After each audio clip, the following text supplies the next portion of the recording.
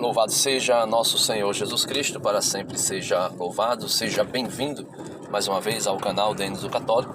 Meus queridos e amados irmãos, eu gostaria de falar um pouquinho sobre um vídeo, né? Eu coloquei lá eu já tinha feito um vídeo respondendo essa pergunta, se Pedro realmente esteve em Roma, um vídeo bem simples, mas eu coloquei,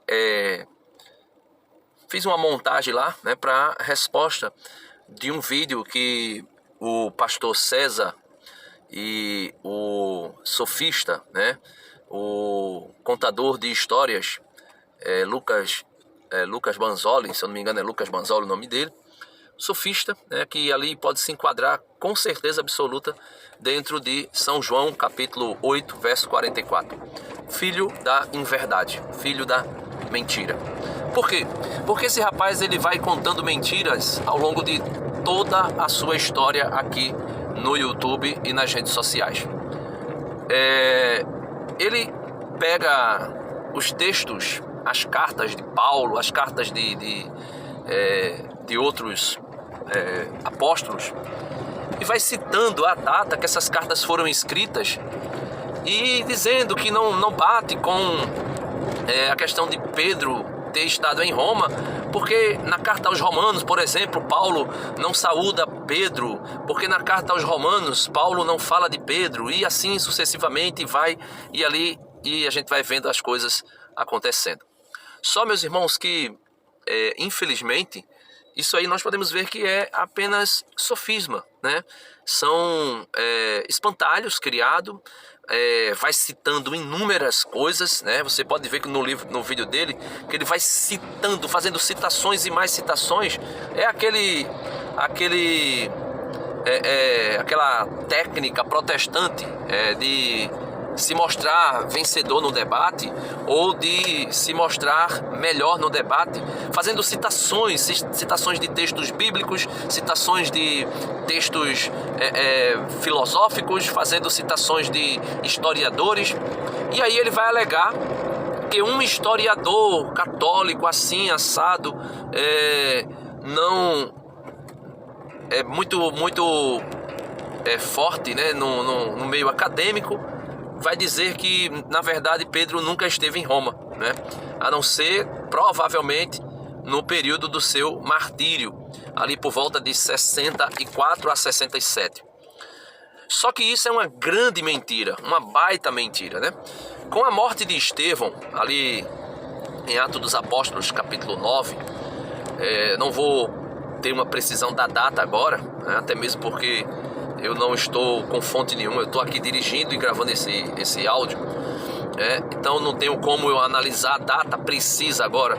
Mas ali por volta do capítulo 9 de Atos dos Apóstolos, quando Estevão é morto, logo após a conversão de Paulo, os judeus perseguem os cristãos. E nessa perseguição ferrenha aos cristãos, os cristãos vão se dispersar, vão sair, né, ali da Judéia, de alguns lugares ali, e vão se espalhar. E depois, lá no capítulo 15 de Atos dos Apóstolos, tem o concílio de Jerusalém. Após o concílio de Jerusalém, Pedro era bispo em Antioquia, e depois Pedro vai sair em missão de evangelização, vai evangelizar mundo afora.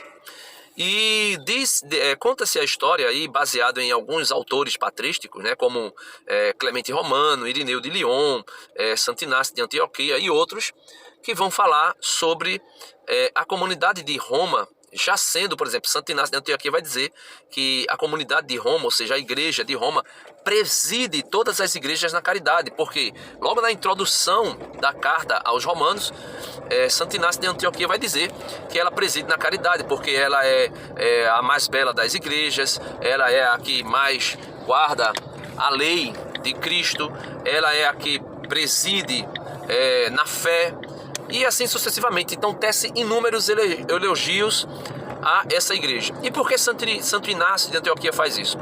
Porque Santo Inácio de Antioquia sabe que aquela igreja foi fundada pelo apóstolo Pedro e Paulo, né? É dito lá, Santo Irineu de Lyon, no seu livro Contra as Heresias, vai deixar muito claro que quem fundou, né, a igreja, a diocese de Roma, foi São Pedro e São Paulo, é dito lá.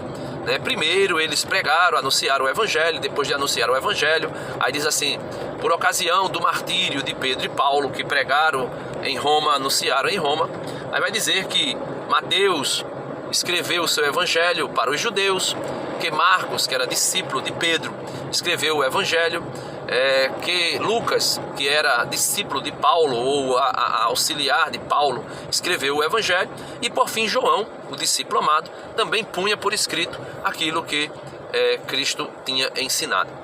E aí a gente vê Santo Inácio de Antioquia falando da presença, ou melhor, falando da igreja de Roma que preside na caridade.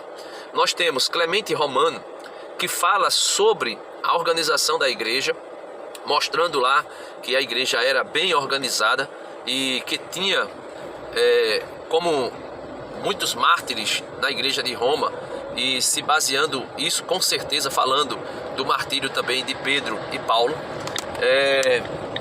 Nós temos Santo Irineu de Lyon, que é o mais forte entre os pais da igreja, que chega a citar verdadeiramente no seu livro Contra as Heresias a fundação da igreja de Roma por Pedro e Paulo.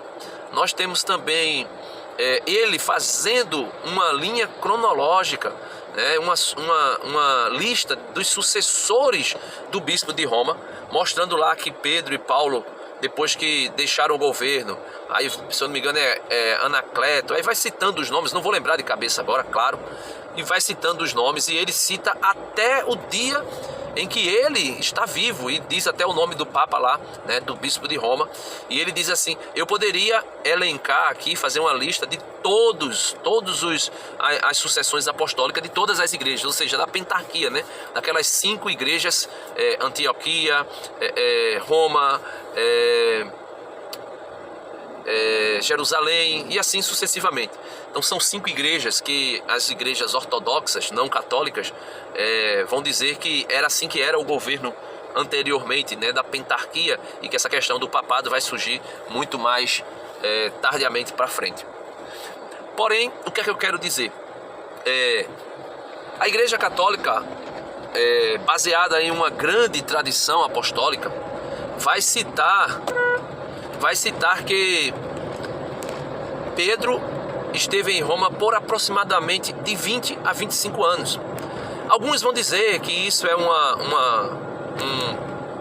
número simbólico para falar 25 anos, falar de pelo menos um governo mais acentuado em Roma.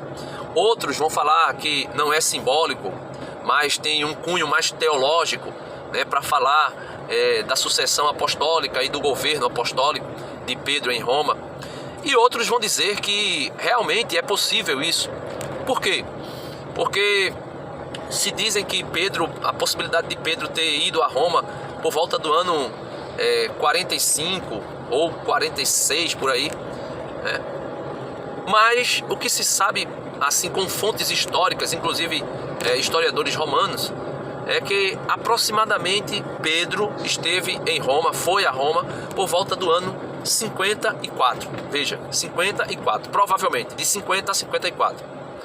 E o martírio de Pedro aconteceu também, provavelmente, por volta do ano 64 a 67.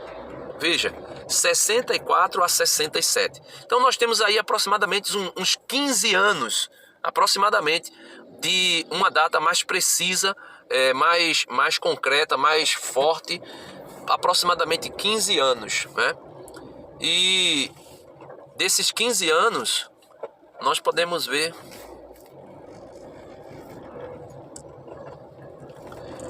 eu dei uma pausazinha aqui porque eu estava passando no local que tinha que ter mais atenção. Então, nesses 15 anos que Pedro esteve em Roma, que tem fontes seguras que demonstram isso, e ali Pedro chegou lá por volta, se eu não me engano, do reinado do imperador Cláudio, e Pedro vai morrer lá no reinado de Nero, quando Roma foi incendiada. Então, cronologicamente, dá mais ou menos esse período, de 15 a 20 anos, E isso tudo, os protestantes, eles querem negar de todas as formas, porque primeiro diziam que Pedro nunca foi a Roma. Depois se concretizou historicamente que o martírio de Pedro aconteceu em Roma. Então, se o martírio de Pedro aconteceu em Roma, logo Pedro esteve em Roma. Aí até aceitaram o martírio de Pedro em Roma, mas isso vão dizer que o martírio aconteceu, ok, tudo bem, mas isso não significa dizer que ele fundou e que muito menos governou a diocese de Roma, a igreja de Roma.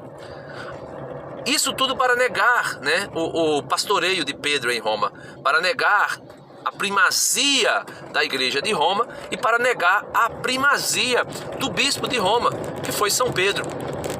Aí passaram a aceitar o martírio, mas rejeitando que Pedro pudesse estar em Roma durante algum período.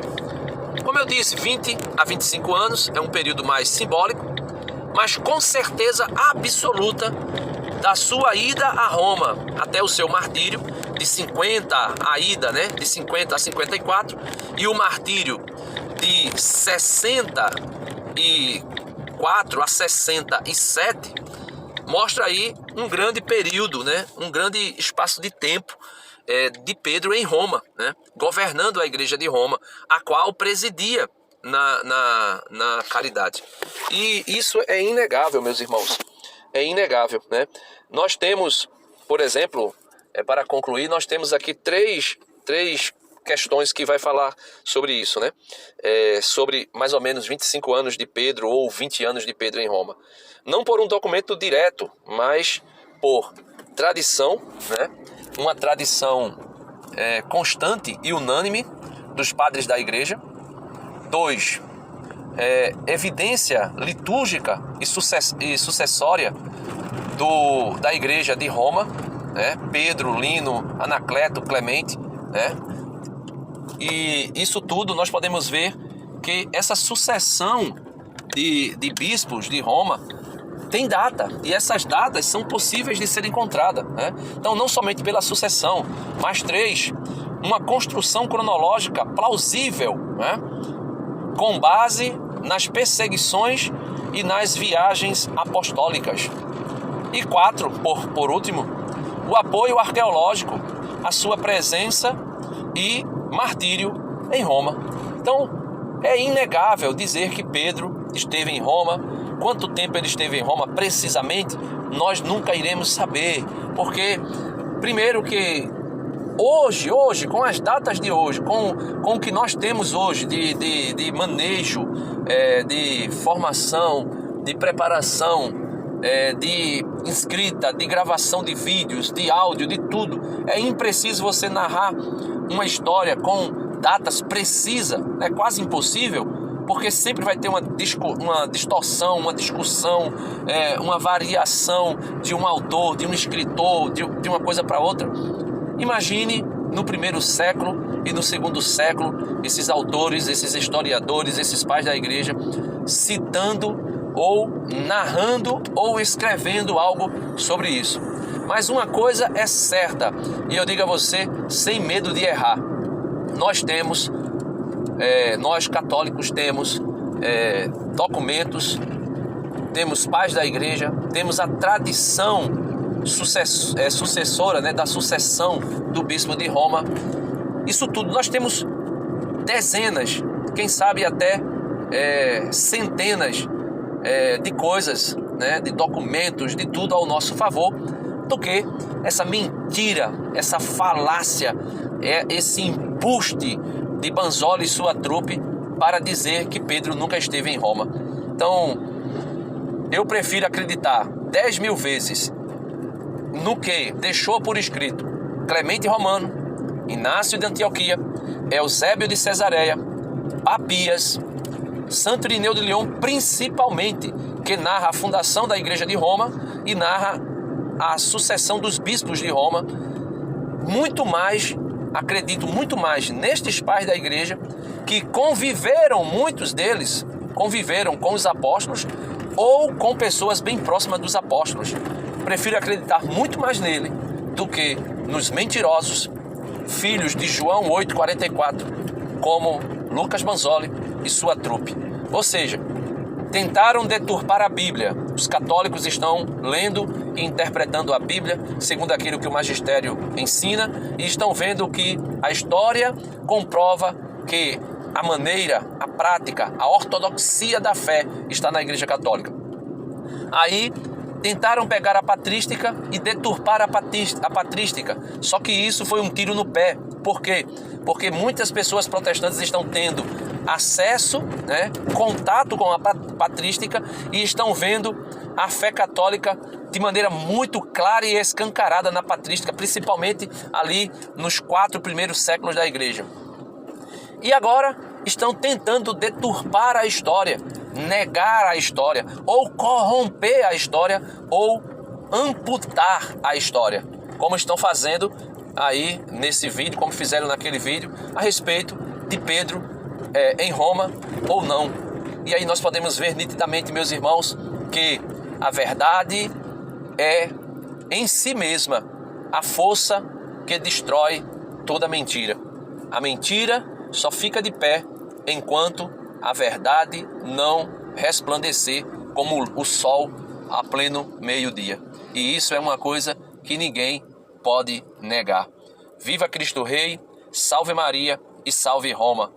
Banzoli, não adianta o teu sofisma, teus embustes, teus espantalhos. A verdade, ela é clara e se impõe por si mesmo. Amém. Deus abençoe a todos e até o próximo vídeo.